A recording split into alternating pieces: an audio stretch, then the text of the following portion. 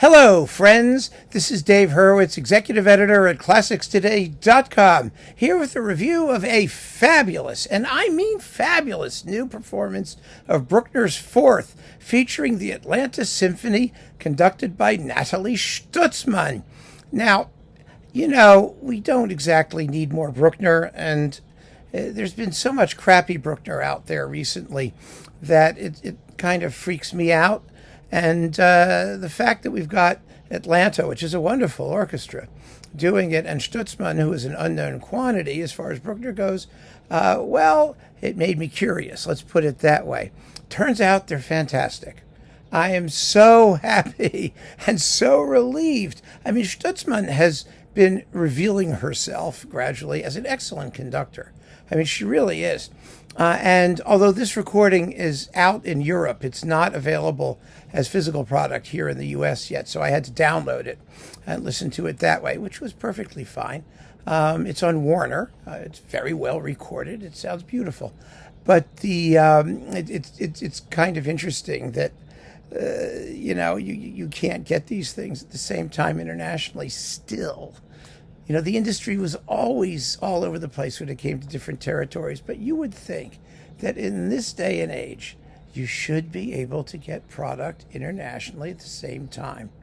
I can't explain it, but there it is. Anyway, the bottom line is that if you download it on your iThing or your electronic media thing, at least on iTunes, it comes with a wonderful little description of the performance by Maestra Stutzmann herself. And actually, it's kind of funny because she sounds like, Beatrice Arthur with a French accent. She has this sort of baritonal voice. But anyway, obviously she feels the music. You could tell from the way she discusses it that she feels the music. She even talks about Bruckner's sensuality in the slow movement. It's love music. Well, she's only saying that because she's French. We all know that there's nothing like that in Bruckner, but that's not the point. It's not the point at all. The orchestra sounds terrific, absolutely terrific. They have real tangibility to their string tremolos, of which there are about 45 minutes in this particular piece. The brass playing is terrific. The horns have a wonderful time. And Stutzmann really knows how the music's supposed to go. She gets the spirituality business without being cloying.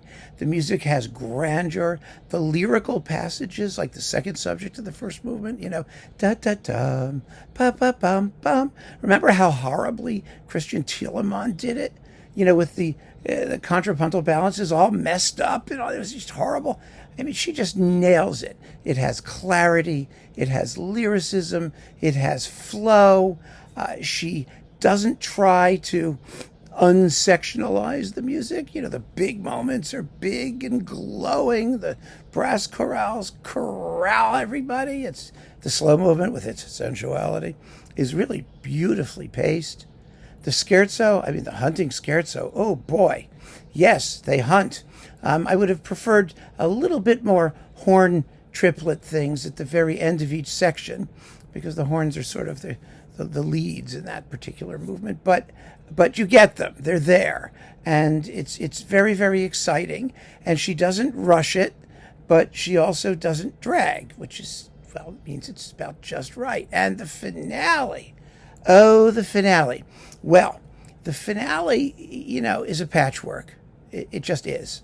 It's got grossly differing melodic content that doesn't really blend.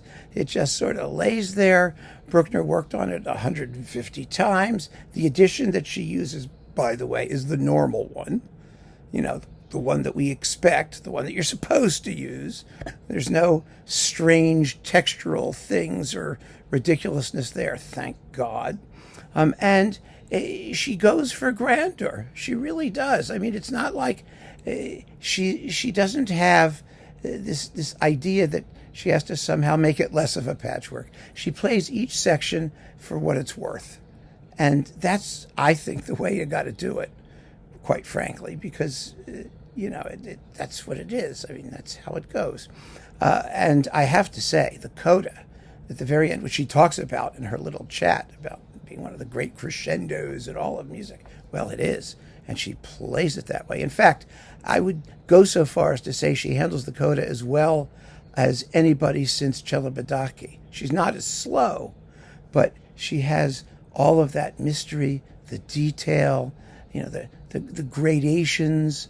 It's really, really well done.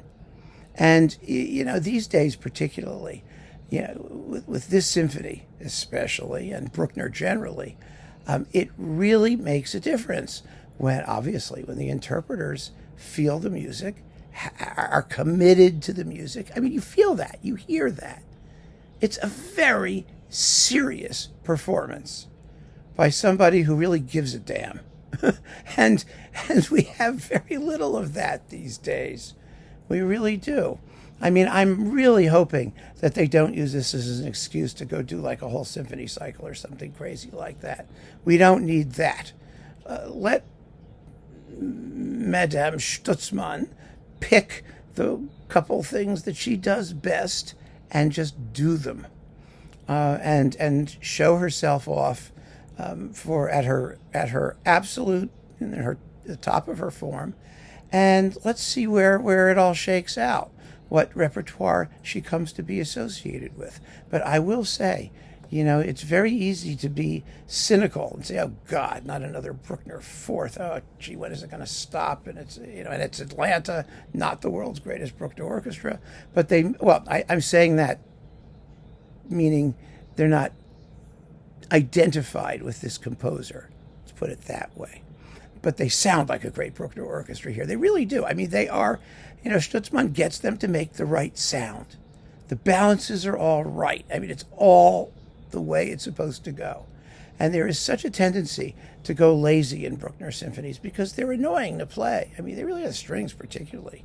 With the acres of tremolo and stuff, it drives you nuts. The brass have a great time. Everybody else is asleep. You don't get that sense. Every section of the orchestra is on top of their game, and they're really devoted to realizing the atmosphere and the character of the music. And it's a beautiful performance as a result. So I look forward to receiving the physical product. But in the meantime, don't hesitate. Listen to this. It's a good sign for a Bruckner interpretation that there are performances like this still around. So keep on listening, friends. Thanks for joining me. Take care.